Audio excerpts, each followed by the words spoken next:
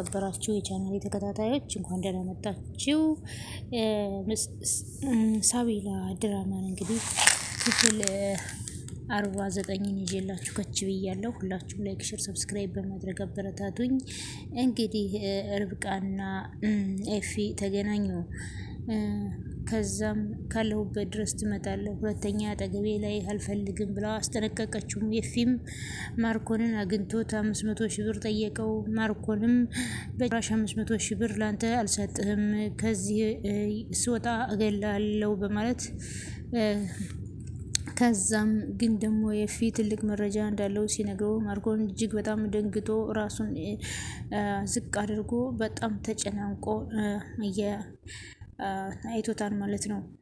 ከዛም ያመጣው መረጃ ምንድን ነው? ዶክተር ርብቃም ማርኮንን አግኝታ ኤፊ እዚህ ድረስ መጥቶ የጠየቀህ ምንድን ነው በማለት ኤፊ ስለምን ነበር ያወራ ብላ ልጠይቀው ነበረ። ዶክተር ርብቃ እጅግ በጣም ተናዳበታለች። በኤፊ መጥቶ ይቅርታ ይጠይቀኛል እያለች ስጠብቀው የነበረው ኤፊ ስልኩም እንኳ የውሃ ሽታ ሆኖ በፈለገው ሰዓት መደውሉ ከዛም ሲያልፍ ደግሞ እስካለችበት ድረስ ሰተት ብሎ መምጣቱ እጅግ አበሳጭቷታል። ሙልጭ እያደረገ ያለው ነገር ትክክል እንዳልሆነ ገብቶታል። ይህ ነገር ስህተት እንደሆነ ግልጽ ነው። ካሁኑ ስራዬ እያስጠላኝ ነው። በዛ ላይ ደግሞ ልዩንም እስከ መጨረሻው ሊያሰጠኝ ይችላል የሚል ስጋት ገብቶታል። እና የተፈጠረው ነገር በጣም ግራ ገብቶታል። አጠገብ ያለ ሰው የራሴ የሆነ ሰው እንደዚህ የሚያሳድደኝ ይህ ሰው ማን ነው የሚለው ነገር ጥላቷን ፈልጋ ማግኘት አቅቷታል። ምክንያቱም ለመጣራት በሞከረች ጊዜ መስመሩን በራሷ ስም የወጣ መሆኑን አውቃለች። ከዛም እንግዲህ ማርዳ ለልዩ ህዳ ቤቷን ስታሳያት ልዩ አሁንም ቢሆን ወደ ቤቷ እንድትመለስ ብታማክራት ልታናግራት ብትሞክርም ማርዳ እጅጉን በጣም ተቆጥታለች። አሁንም ምክርሽን ልትጀምሪ ነው? የኔን ችግር በእኔ ቦታ ያልሆነ ሰው ማንም ሰው ሊረዳው አይችልም በማለት ማርዳ እያለች ነው። ግን ደግሞ ልዩ ማርዳ ወደ ቤቷ እና ወደ ልጇ እንድትመለስ የተቻላትን እያደረገች ነው። ሰላም ሰላም፣ ውድና የተከበራችሁ የቻናል ተከታታዮች እንዴት ናችሁ? ሁላችሁም በያላችሁበት ሰላማችሁ ብዙ ትርፍርፍ ይበልልኝ። ዛሬም እንግዲህ በአዲስ መተናል። ለቻናሉ ላይክ፣ ሼር፣ ሰብስክራይብ እያደረጋችሁ ቤተሰብ አድርጉኝ።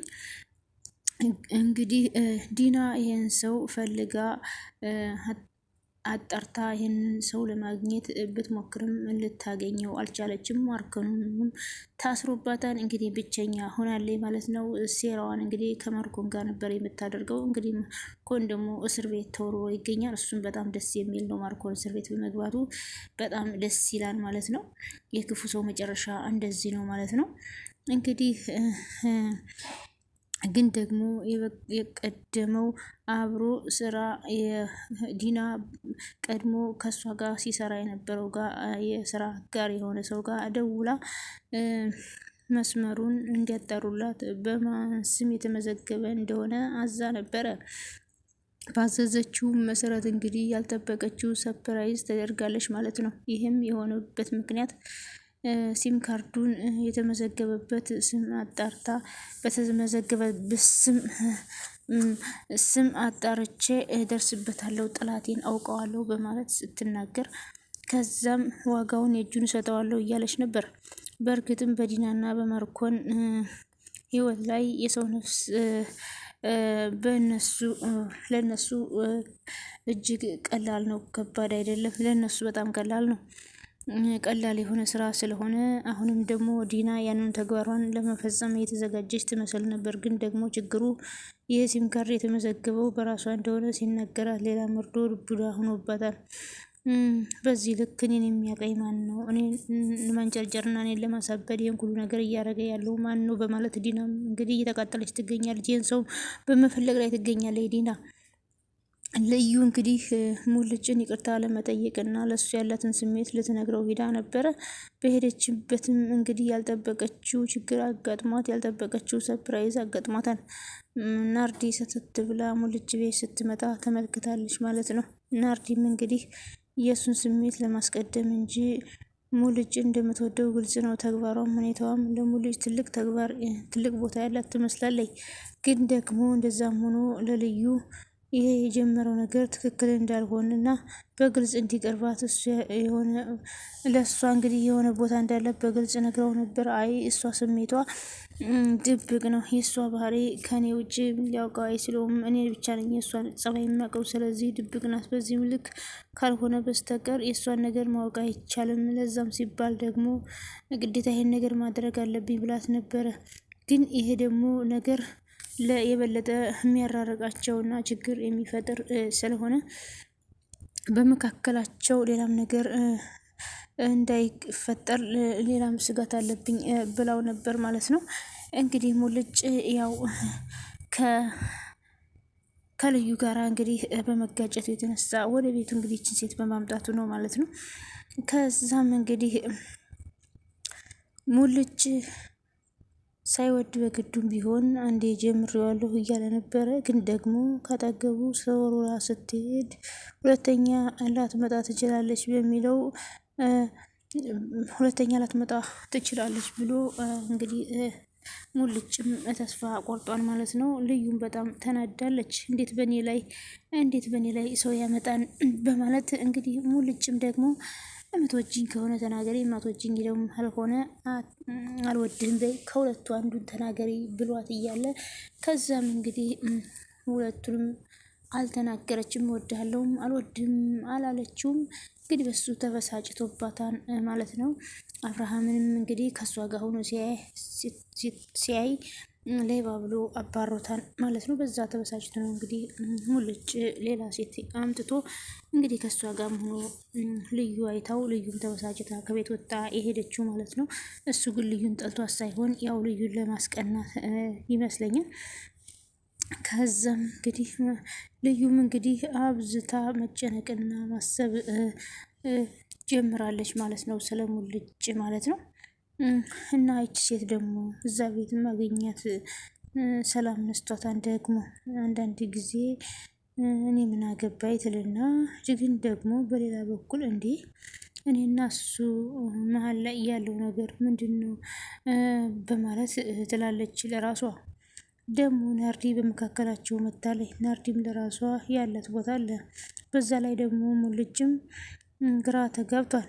ይህን ነገር ስላየች በዚህ ምክንያት እንግዲህ ሄዳ ብትቀርም ብሎ ሀሳብ እና በጭንቀት እየተሰበ ይገኛል። እንግዲህ ለራሱም የሚያደርገው ነገር ለምንድን ነው እንደዚህ ያደረግኩት ብሎ ህሊናውን እየወቀሰ ይገኛል። በሌላ በኩል ደግሞ ማርዳ ልዩን መንገድ ላይ ስጠብቅ ውላለች።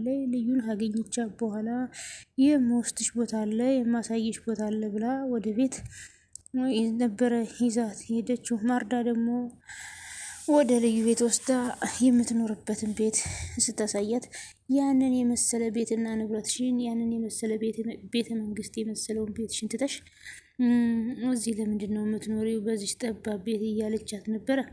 በእርግጥም ልዩ ከአብርሃም ጋር እንድትገናኝና ከልጇ ጋር በቤቷ እንድትኖር ነበረ የምታስበው። ይህ ሌላ ሰው ሲዝናናበትና የልቡን ሲያደርግበት ማየት በጣም ለልዩ እጅግ በጣም ከባድ ነው ማለት ነው። ምክንያቱም ማርዳና አብርሃም ለልዩ ከእናትም ከአባትም በላይ ናቸው። ተንከባክበው ያሳደጓትና አሁንም ቢሆን ትልቅ ቦታ ያላቸው ለሷ ምንም ጥፋት እንኳ ብታጠፋ በሷ ላይ ሙሉ እምነት ነው ያለው አብርሃምም ቢሆን ለልዩ ብዙ ነገር እነ ዲናና እነ ማርኮን ይሄን አደረገች ቢሉም ግን እሱ አሁንም ቢሆን ይወዳታል ማለት ነው። እንደ ልጅ ነው የሚያት። እንግዲህ ስንት ነገር አደረገች እየተባለ እንኳ በእሷ መጨከን የማይችለው አብርሃም እንግዲህ ሁላቸውም ለእሷ ትልቅ ቦታ ስላላቸው ማለት ነው።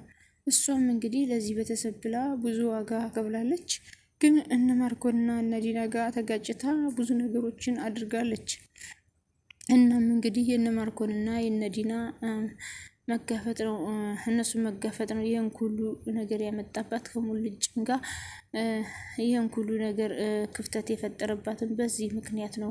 እንግዲህ አብርሃምንና ሳቢላን እከላከልላቸዋለሁ በማለት ነው እንግዲህ ከሙልጭ ከሚወዳት ጋር እንደዚህ የተጋጨችው ማለት ነው። ልዩም እንግዲህ ሙልጭም አንቺ ራስ ወዳድ ነሽ፣ አንቺ ሳቢላንና አብርሃምን ብቻ ነው የምትወጂው፣ ከእነሱ ውጭ ማንንም የሚታይ ሰው የለም ብሏታል። እውነት ነው እንግዲህ ሙልጭ ደግሞ ለልዩ ብዙ ነገር አድርጓል ማለት ነው። እሷ ግን ያው ሙልጭ እንዳለው ለአብርሽና ለሳቢላ ነው ሁሉን ነገር ቅድሚያ የምትሰጠው። ለራሷም እንኳ ለእናቷና ለእህቷም እንኳ እንደዛ እነሱ እንደምትወደው ለእነ ሳቢላና ለአብርሃም የምታደርገውን ነገር ለእህቶቿና ለእናቷ እንኳ አላደረገችም። እህቷም እንግዲህ በዚህ ምክንያት በጣም ጠልታታለች። አንቺ እህቴ አይደለሽም እስከ ማለት ድረስ እንግዲህ ተናግራታለች ማለት ነው። እንግዲህ ልዩ በጣም ታሳዝናለች። በጣም ደስ የምትል ልጅ እና ጨዋ የሆነች ልጅ ነች።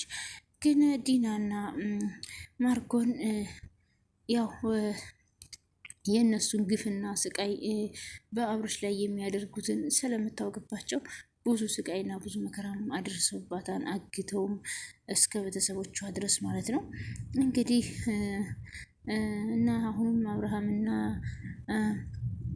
ማርዳ አንድ ላይ እንዲሆኑ እንዲሁም ሳቤላ ስለ ልጇም ስለ አንዳንድ ነገር እያወራቻት ሀሳቧን እንድትቀይር ለማድረግ ሞክራ ነበር። ግን ደግሞ ማርዳ ይህን ችግር በእኔ ቦታ እስካልሆንሽ ድረስ አንቺ ቢሆን አትረጅኝም ብላ ስትበሳጭ ተመልክተናል ማለት ነው። ዶክተር ርብቃ ኤፊ ለብዙ ጊዜያት ስህተት ሰርቶ እንግዲህ መጥቶም ይቅርታ ባለመጠየቁ በጣም ተበሳጭታበታለች። እንግዲህ መጥቶ ይቅርታ ይጠይቀኛል፣ ፍቅራችንን እናድሳለን እያለች እያሰበች ለብዙ ጊዜ ስጠብቀው ነበር። እንዲሁም ደግሞ አልፎ ተርፎ ማርኮንም ሲሳለቅባት ነበር ማለት ነው። እናም በስተመጨረሻ ስልክ መደወል ችሏን ማለት ነው። የሚሆነው ምንድን ነው? ማርኮን ከታሰረ ማግስት ነበረ ስልክ የደወለው። ከዛም እንግዲህ እሷ ደግሞ በዚህ ጊዜ ከሷ ብዙ የምጠብቀው ብዙ ነገር ስለነበረ ይህን ያህል ጊዜ የት ነበር? ይቅርታ እሱ ይቅርታ ቢጠይቀኝም ከጎኔ ቢሆን የሚያስፈልጉች እሱም እንግዲህ ይቅርታ ጠይቆኝ ከኔ ጎን የሚሆንበት ብዙ ቀናቶች ነበሩ፣ ግን እሱን አላደረገልኝም በማለት አሁን እንዴት መጣ የሚለው ነገር እጅግ በጣም አናዷት ስለነበረ በተደጋጋሚ ስልክ እንኳ ሲደውል እያነሳችለት አልነበረም። እናም እንግዲህ ስልኩን ማንሳት ካልፈለግሽ ወይም ደግሞ ማትፈልጊው ሰው ካልሆነብሽ ለምን ብላክ ቤት አድርገሽ አትገላገይም? ብላክ ቤት ለማስገባት እንግዲህ ብታስብም ግን ደግሞ ደፍራ ብላክ ቤት ውስጥ ማስገባት አልቻለችም። ምክንያቱም እንደዚሁ ላሱ ያላት ፍቅር የተቀየረ ነገር የለም። ትወደዋለች። ብትናደድበትም ብትበሳጭበትም አሁንም ስለምትወደው እንግዲህ እንደዛ ማድረግ አልቻለችም ማለት ነው። ርብቃ እንግዲህ ለርብቃ እና አንድ ሰው ይቅርታ በሚያስፈልገው ሰዓት ይቅርታ መጠየቅ ነበረበት ብላለች። እንግዲህ እሱንም አላደረገም ማለት ነው። አሁንም ትወደዋለች። ሁላችሁም አብራችሁ ስለነበራችሁ ከልብ አመሰግናለሁ። ባይ ባይ።